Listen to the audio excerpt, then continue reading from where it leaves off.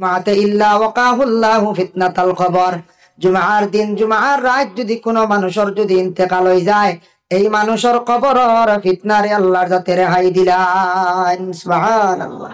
এর জন্য বিশেষ করিয়া খবরের গাঠ যেটা বড় কঠিন গাঠ বাবা। দুনিয়ার জমিনও দেখবা কোনো মানুষে যদি কোনো ভুল করে, মায়ের করে, ফসাদ করে, যে কোনো একজন পুরুষে কোনো মহিলার লাগে বুড়া ব্যবহার করছে, দর্শন উবালা করছে, কোনো মানুষে আরেক মানুষে মারছে, কোনো মানুষে আরেকজনের দোকান লুটপাট করে লাইছে, তার উপরে যখন কেস হয়ে গেল আর লগে লগে পুলিশে ধরিয়া নিয়ে সর্বপ্রথমে কোন জায়গায় রাখলো, কাফ রাখলো 1 ঘন্টা, 3 ঘন্টা, 5 ঘন্টা, পরবর্তীতে নিয়ে কোর্টের দ্বারস্থ হইয়া তারে নিয়ে কাস্টডির মধ্যে নিয়ে ঢুকাইলাই, মানে জেল রাখে। জেল থাকবা দেন 14 দিন, কিংবা তো আপনার 21 দিন, কিবা তো 51 দিন, কিবা তো 90 দিন। এইভাবে সেকশন অনুযায়ী তেন জেলের মধ্যে থাকবা। ওই যে হাজতের মধ্যে থাকবা প্রথমে 3 মাস। এই হাজত থাকা অবস্থায় তান 3 মাস থাকাটিবা, বহুত কষ্ট খাটে। এরপরে আবার কি বিচারটা চালু হইব, আবার ম্যাজিস্ট্রেটে সাক্ষীটা নিব, সাক্ষী টানার পরে যদি দোষী হয়ে যায় তাহলে তানরে আবার সাজা দিব। আরেকটা আঞ্জন রাসূলুল্লাহ সাল্লাল্লাহু আলাইহি ওয়াসাল্লামে ফরমায়, যদি কোনো মহিলা গর্ভধারণী অবস্থায়, পেটে সন্তান থাকা অবস্থায় সেই মহিলা মারা গেছেন, কিবা তো সন্তান প্রসবের সময় কোনো মহিলার ইন্তেকাল হয়ে গেছে, এই মহিলার মওতটা বড় ভালো হয়েছে, এই মহিলারে আল্লাহ কোনো আযাব দিত না, কিয়ামতের দিন শুহাদার দরজা পর্যন্ত আল্লাহ দান করিলেন। সুবহানাল্লাহ। 3 নম্বর হইল গিয়া কোনো মানুষের ফেটো যদি বড় রোগে আক্রান্তিত হইয়া যদি কোনো মানুষ মারা যায়, ফেটর রোগে, ফেটো বেমার হইয়া বড় যন্ত্রণা পাইয়া কষ্ট পাইয়া মারা গেছে, ফেটর বড় বেমারে মারা গেলে এই মানুষ, বুখারী শরীফের হাদিস, রাসূলুল্লাহ ফরমায় এই মানুষের শহীদি দরজা আল্লাহ পাক রব্বুল আলামিন দান করিলেন। এখন যদি বলে ফেটর বেমারে মরলে শহীদি দরজা, আমরা যেটা চাই ওটা খাইয়া উড়ি খাই বলে বেমার বানাই লইব। শিলচার আপনি যান যে ডাক্তার দেখাইবা, করিমগঞ্জ যদি ডাক্তার দেখেন, আমরা করিমগঞ্জে ডাক্তার এখন আমরা অনেক সময় কম দেখাই। শিলচার আমরা যাই, একটু উন্নত টেস্ট আছে, উন্নত ডাক্তার আছে, উন্নত ট্রিটমেন্ট আছে। শিলচারের মানুষের শিলচার ছাড়িয়া গুয়াহাটি যান, গুয়াহাটির মানুষ বাইরা বেশিরভাগ চেন্নাই, বেঙ্গালোর যায়। কারণ হইল গিয়া ডাক্তারের দ্বারস্থ হওয়া লাগে বেমার হওয়ার পরে, কিন্তু কোনো সময় দুঃখ লাগে আমরা দেশ করিমগঞ্জে যদি কোনো টেস্ট করেন, ইগুলার রিপোর্ট লইয়া শিলচার গেলে আবার প্রথম থাকি আরম্ভ হয়ে যায়। বৈঠা না হইছে না, এটা হয়লা থাকি হলা রানি সাইয়া দেখুন যান। আপনারা বদরপুর যদি টেস্ট করেন, রিপোর্ট নিয়ে শিলচার দেখাইবা, ডাক্তারে কইব এইগুলা না, আমি আবার দিয়ার।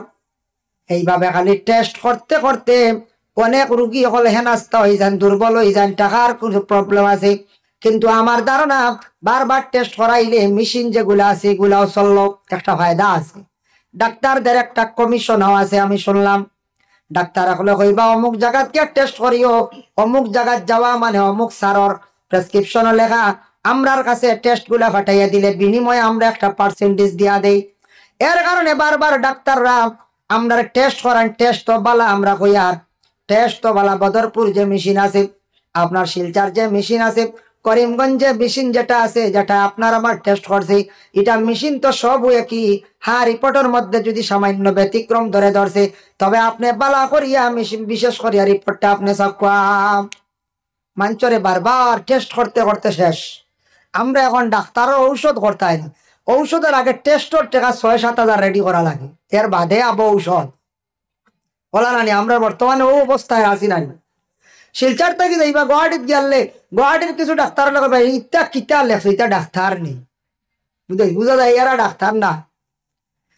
যার কারণে দুঃখ লাগে বাবা। এইভাবে আমরা মানুষ বড় ধরনের বিপদগ্রস্ত। আমরা ডাক্তার সকলের কাছে আমরা যাই, ভালো হইতাম। কিছু কিছু ডাক্তার যারা আছে, এরা রিপোর্ট গুলা চাওয়ার পরে মানুষের সান্ত্বনা দিত, তোমার ও রোগটা হইছে, এইভাবে আমরা ট্রিটমেন্ট করি আর মেডিসিন খাও সম্ভব। ইলা কিচ্ছু কই না, খালি রিপোর্ট দেখলা আর লগে লগে কি করলাম, মেডিসিন লেখি লাইলাম। মানুষের সান্ত্বনা দিতা, কারণ ওইয়া থাকছে গিয়া মানুষ বিপদগ্রস্ত বেমারি ডাক্তারের কাছে গেলে মানুষ একটা শান্তি পাইতো, হয়তো না নয় যায় শান্তি পাইতো। তো আমার কোয়ার উদ্দেশ্য হইল ইগুলা মেশিন আমরার দেশে, বিশেষ করি আমরা নর্থ ইস্টের মধ্যে এখনো আমার জানা মতনে আবিষ্কার হয়েছে না। আমরার বরাক ভ্যালির একজন ব্যক্তি গেছিলাম মুম্বাই, মুম্বাই ডাক্তারের কাছে গেছেন ট্রিটমেন্ট করার, ডাক্তারে তানোরে সাজেশন দিছে তুমি লাল চা খাইবাই। বলে স্যার লাল চার মধ্যে উপকার কিতা হয় দা কিতা? তখন তানোর এনে বেডের মধ্যে শোয়াইছে, শোয়ানির লগে লগে প্রথমে কি করছে, 1 কাপ লাল চা খাওয়াইছে, খাওয়াইয়া শোয়াইছে আর মেশিন লাগাইছে। লাগানোর পরে গোটা শরীরের ভিতর পর্যন্ত কম্পিউটারের মধ্যে দেখাইছে লাল চাটা গিয়া ব্লাডের মধ্যে গিয়া প্রায় শরীর লগে লগে মিশি গেছে। দেখাইল যে লাল চা খাইছে, দেখো কি লাগিয়া অ্যাডজাস্টর কি লাগিয়া মিলে। আর পরবর্তীতে সাদা চা খাওয়াইছে, সাদা চা খাওয়াইছে, খাওয়ানির পরে কইল দেখো সাদা চাটা গিয়া শরীরের লগে অ্যাডজাস্টর নি বলে নাম। এটা দেখাইছে স্ক্যান হিসাবে, স্ক্যান করিয়া দেখাইছে পেটর মধ্যে গিয়া এক জায়গাত গিয়া জমি গেছে গিয়া। বলে এই কারণে সাদা চাটা কোনো সময় শরীরের লগে মিশ্রিত বেশিরভাগ হয় না, এটা আলাদা এক জায়গার মধ্যে থাকি যায়, এটা থাকি বড় বড় রোগে মানুষ আক্রান্তিত হয়ে যায়। আমরা লাল চা খাই না, কই হকিরি চা বুঝি, বুঝাইছে? আমি লাল চার কথা কইলাম, এক মানুষ কয় আল্লাহ আপনি হকিরি চা তা বকাউটি। যারা মানুষে বুঝদার এরা লাল চা খাই। লাল চাত কোনো সাইড এফেক্ট নাই, কোনো ক্ষতি নাই, মিঠা একটু কম দিয়া খাইবা, কত উপকার লাল চার দ্বারা। ও করি আমরা বদরপুর ডক্টর বানার্জি একজন ডাক্তার আছেন না, হোমিওপ্যাথিক, তাই নিজে হইতে আমি শুনছি গলার মধ্যে মানুষের ফেরেঞ্জাইটিস আছে, ছোট ছোট ফুরি থাকে গলার মধ্যে, একটা অ্যালার্জি থাকে। এইভাবে রোগী যারা আছেন এরা দুধ চা বিলকুল খাইতো না, হসমুখী লতা বিলকুল, এই 3টা জিনিস আর তার জীবনে খাইতো না। এরারে ছাড়ার লাগি তার নির্দেশ করছেন, হইছন তুমি প্রতিদিন 3 কাপ মিঠা কম দিয়া লাল চা খাইও, রোগ কমি যাইব। ইলা অনেক মানুষের গলার ফেরেঞ্জাইটিস পর্যন্ত কমছে। আমারও কইছেন বলে ও ডাক্তারের বা আমার গলার বেমার কমাইছে। বাইরে গিয়ালে খালি কইন এন্ডোস্কোপি হতা হতা টেস্ট ওয়াশ করলি তা কইন গুরু। বাইরা এলোপ্যাথিক ট্রিটমেন্টও কইছেন ওয়াশ পর্যন্ত করইতো, মানে গলার ফুরি এটা গা এটা বুঝুন খাটি লাইতা চুলাই লিতা, বুঝাইছেন নি? ভালো হইছ, লাল চা বহুত উপকার। হতার প্রসঙ্গে আমি কইলাম এর লাগে দুধ চা যেটা আছে আমুল দিয়ে আমরা বিভিন্ন প্রকারের আমরা বানাইয়া বিভিন্ন কৌশলে খাই। আর শরীর এখন সবল আছে, লিভার বালা আছে, বুঝিয়ার না একদিন দর্ব বাইরে কমজোর হইবাই, তখন এমনি লাল চা খুঁজাইবাই আর সাদা চা খাইতায় না, দুধ চা খাইতায় না, যার কারণে আগ থাকতে আপনি লাল চা খাওয়ার উপরে নির্ভরশীল হওয়া। এটার আপনার খরচও কম আছে, এটা এমন ক্ষতিকারক না। দুধ চার মধ্যে বেশিরভাগ হইয়া থাকছে গিয়া ক্ষতি, বেশিরভাগ ক্ষতি। আস্তে আস্তে লাল চা খাওয়ার, লাল চা কোনো সরম নাই। লাল চার এক জায়গাত নাম গিয়া শুনছি, ইসার নাম হইল সুলাইমানি চা, বুঝাইছেন? হেরা তৈছে আরে তারা কিতার লাগে জানি না, আমার একবার সুলাইমানি চা দিতাম না। আমার সুলাইমানি চা খিতা আরব হইল লাল চা ফিকা চারে কই আমরা সুলাইমানি চা জানি না কিতার লাগে। যাই হোক এর লাগে এক গুরু এখন হকিরি চা, এক গুরু এখন বলে আপনার সুলাইমানি চা, সুলাইমানিও বালা আর কামনে আমরা ফিকা চাও বালা। খুরা নামলি মানছে কইছেন ফিকা চা, এটা ফিক বার হয় না ফিকা চা, তো ফিকা কইলে কোনো সরম নি, খস গলিয়ে ফিক বার হয়েছে, খালা হয়ে গেছে তো ফিকা চা খন, ফিকা চা খন। আমি একদিন দেখলাম পুরানা মানছে আব ফান রে কইন কিল্লি, কিল্লি কইন না কিল্লি কয়, পুরানা মানছে কিল্লি কয়, আগর আমল ফানল আর লিখাইলে কিল্লি গু মারা হইতো, ও কিল্লি ফান কয়। একদিন এক জায়গাত আমি জায়গাত প্রেজেন্ট আসলাম, গাড়িত মা পোয়াত ছেলের বউ ছেলে, আর ওই সময় মায়ের ছেলের ডাক দিয়ে কই দিছে বাবা আমার লাগে ও কিল্লি ফান আন্টি, হইতে হুয়ার সরম লাগিছে, বুঝাইছে? গিয়া কইতা তুমি কিল্লি কও কি গো, ওটা কইন সরম, বুঝাইছেন? মারে বুঝাইতরা যুগ পরিবর্তন হয়ে গেছে, এখন তো কিল্লি আর কইন না ফান দাও। কিন্তু আমি শুনিয়া অবাক হয়ে গেলাম, কিল্লি খোয়া ছেলেটার সরম লাগি গেল, ছেলে গিয়া করিলে আর কইও নামি আনিয়ার, কারণ পুরানা মানুষে ফিকা চা কইতা এখনো পর্যন্ত তখন কিল্লি ফান।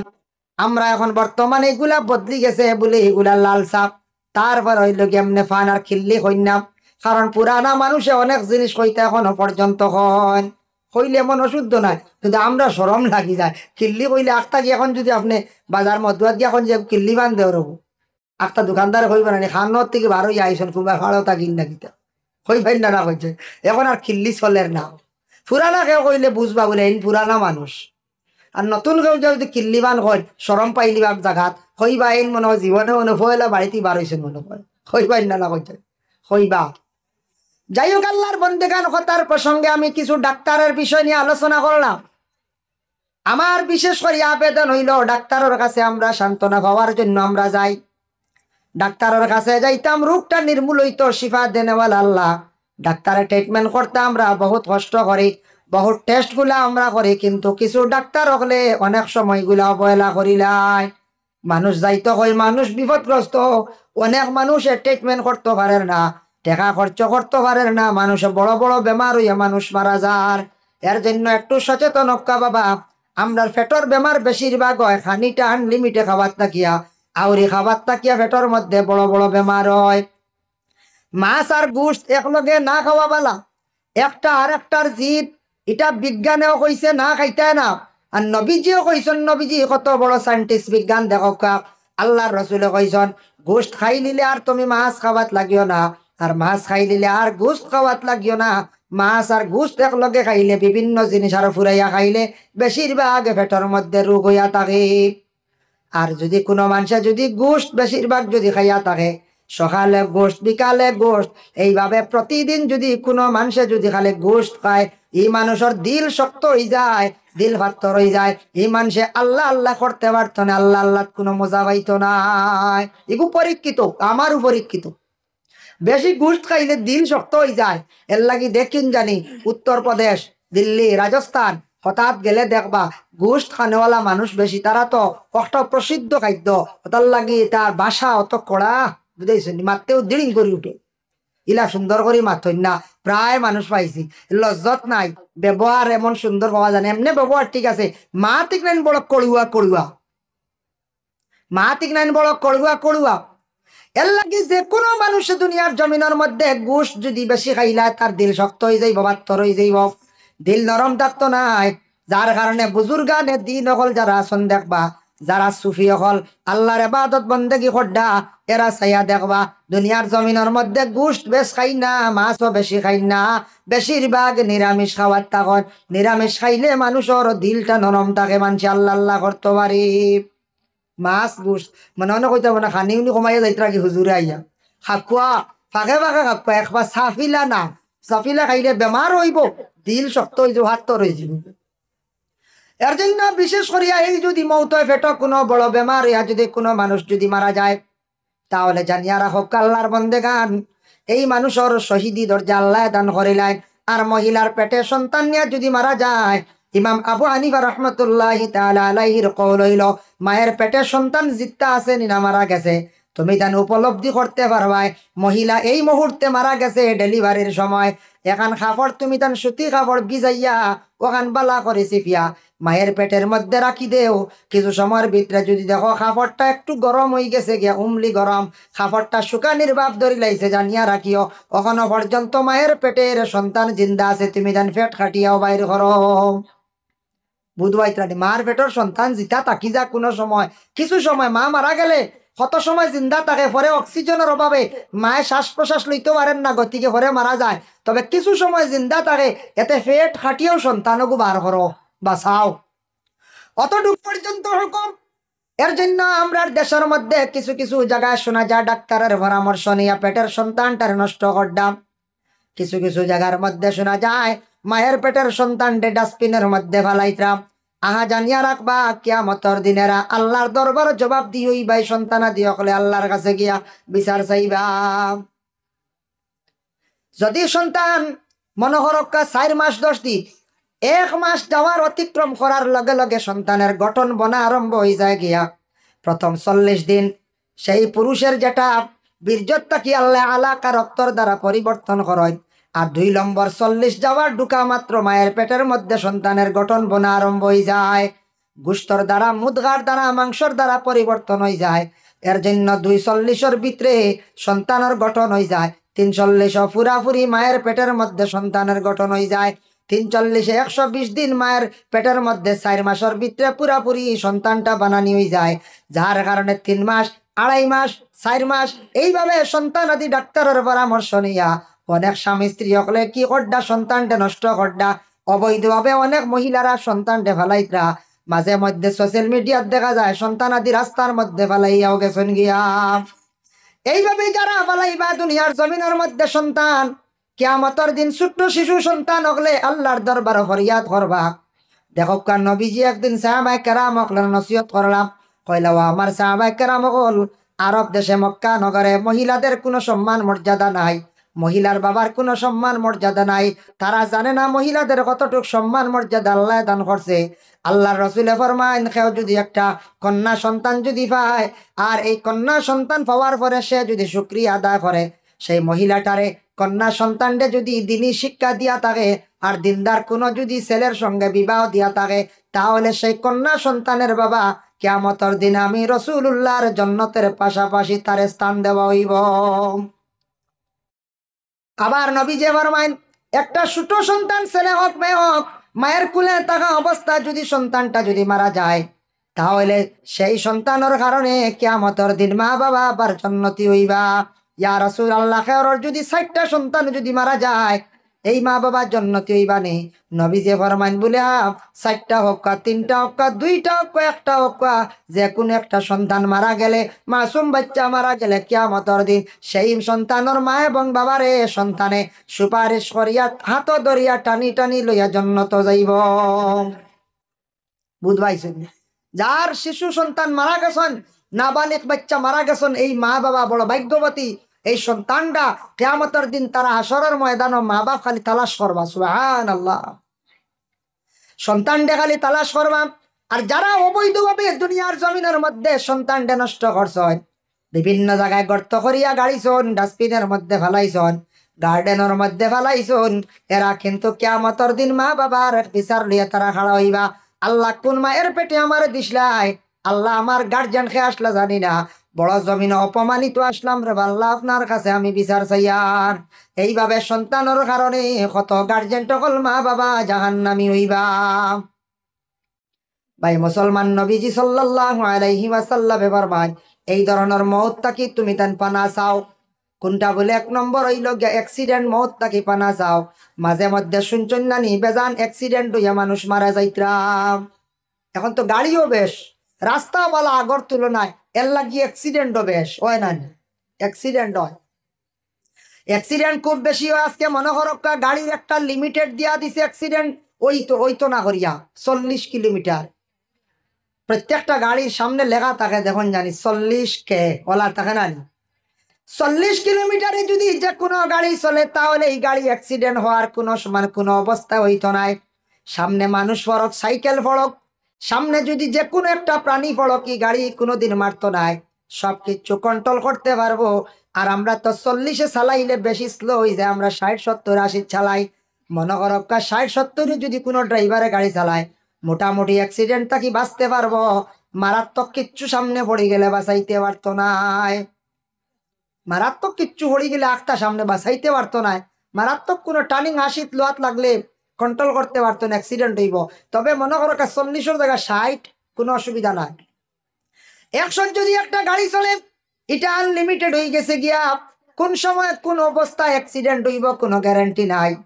গাত বাড়ি খাইলে হইতে পারে, সামনে কেউ পড়লে মারিয়া যাইব, আর বাঁচাইবার কোনো উপায় নাই। এর লাগি ভাইয়ান, যারা গাড়ি চালাইতরা একটু লিমিটেড চালাইবা। ইচ্ছাকৃত অবস্থায় কোনো মানুষের যদি আপনি মারন, কিয়ামতের দিন হত্যাকারীর লিস্টে আপনার নাম উঠিব। অমুকরে মারি লাইতাম, অমুক সামনে পড়ছে, ইচ্ছাকৃত অবস্থায় আপনি যদি মারিয়া থাকেন, গাড়ি চালাইলে কি হইছে, আপনি কন্ট্রোলে চালাইতে আপনি মারলে আপনি হত্যাকারী হিসাবে কিয়ামতের দিন চিহ্নিত হইবা। বাইক যারা চালায়, বাইক চালাইতে হলা কন্ট্রোলে চালাইন।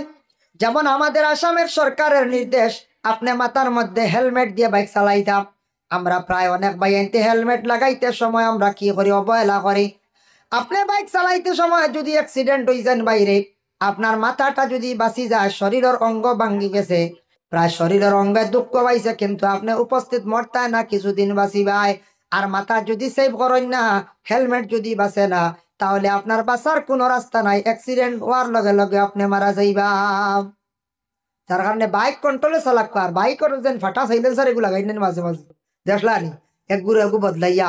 কথা আসলোর আগে মেঘালয় লাঠম্বাইত আমি দেখলাম, লাঠম্বাইত নতুন বাইক আনিয়া অগু খাটিয়া কুলিয়া কোম্পানি যেগু দিছে, এগু আপনার সফট আওয়াজ, এগু কুলিয়া বড় এগু লাগাই, বুঝাইছিল।